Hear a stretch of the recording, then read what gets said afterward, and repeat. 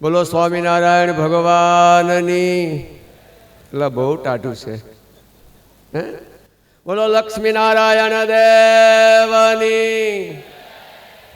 પરમ કૃપાળુ વિષ્ણુદેવ ભગવાન શ્રી સ્વામિનારાયણ તથા ભાગવતના વક્તા નારાયણ નંદાજી સ્વામી તથા ધર્મ ધુરંધર 1008 આચાર્ય રાકેશ પ્રસાદ મહારાજજીના રૂડા આશીર્વાદ લઈને આવેલા બંને લાલજી મહારાજ તથા જેના માધ્યમથી આપણે આ ઉત્સવ ઉજવી રહ્યા છીએ એવા સત્સંગ મહાસભાના પ્રમુખ નવતુમ પ્રકાશદાસજી સ્વામી તથા વયોવૃત્તિ એવા ધર્મપ્રસાદદાસજી સ્વામી તથા કુઠારી સ્વામી, ચેરમેન સ્વામી વગેરે સંતોને બધાને જય સ્વામિનારાયણ.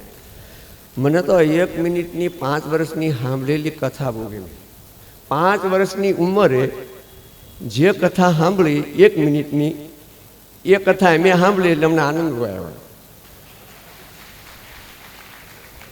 કે 5 વર્ષની ઉંમરે કેવી કથા થાય એ જેને યાદ હોય. પણ વાત વિષ્ણુ સ્વામી અવતાર પ્રવચન ચાલતું હતું, એને વાત સરસ કરી હતી. એ કે આ તો ભગવાને મોકલેલા પાસા છે.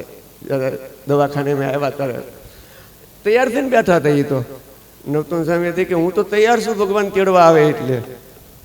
એ કે મને કશી જ તકલીફ નથી કાંઈ. અત્યારે ભગવાન લઈ જાય મને તોય વાંધો નથી. ભગવાને સાંભળ્યું છે ખરેખર, આને ન લઈ જવાય. તો બહુ મજા આવે છે વાલા ભક્તો.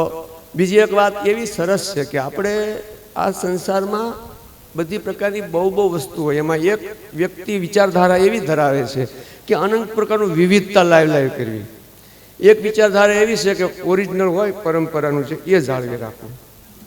તો મને આમ નવતુમ પ્રકાશદાસજી સ્વામી પર થોડુંક એવું માન વધે કે એને એવી બહુ રીત કે જેટલી ઓરિજિનલ ચૈતરી સમયો ભવ્યાથી ભયવન આવો ખબર નહીં લખ્યું છે કે દેખાતું નથી કાંઈ એટલે ચૈત્રી સમયો બસ ટૂંકી. અને પેલા સ્વામીએ વાત કરી ને એ તો મને મૃદંગ બહુ ગમે. મને ખબર નહીં નાનપણથી મૃદંગ બહુ ગમે. એમાં તમે ઓલું શીખવાડો છો ને મૃદંગ વાળું. હા, તો આજે ઓરિજિનલ આપણી પદ્ધતિ જાળવી રાખવી એ બહુ અગત્યની વાત છે. અને એવું કામ સ્વામી કરી રહ્યા છે એટલે સ્વામીને તો જેટલા આપણે ભગવાનને કહે એટલે એનો રાજીપો વરસાવે એટલો ઓછો છે. હે અને બીજું કે આવા સંતો બધા છે એટલે આપણે બધું સુખેથી કરી રહ્યા છીએ.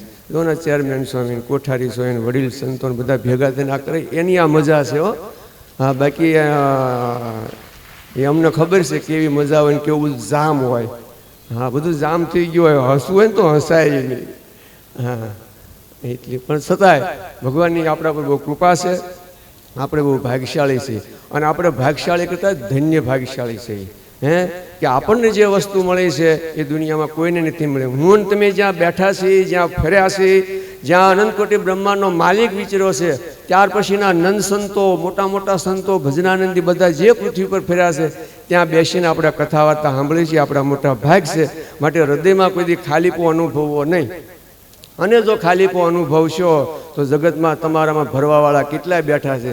એટલે કાયમ આયા સુધી ભરેલું રહેવું. કોઈને કેવું કે તારું આડું મને ઉતરે ને અમે આ સહજાનંદ સ્વામીએ સ્થાપેલો સંપ્રદાય, આ એનું વડતાલ ધામ, આ બધું અમારા માટે પૂરું છે. એવું જો કરશું તો આપણા પર ભગવાન બહુ રાજી થશે.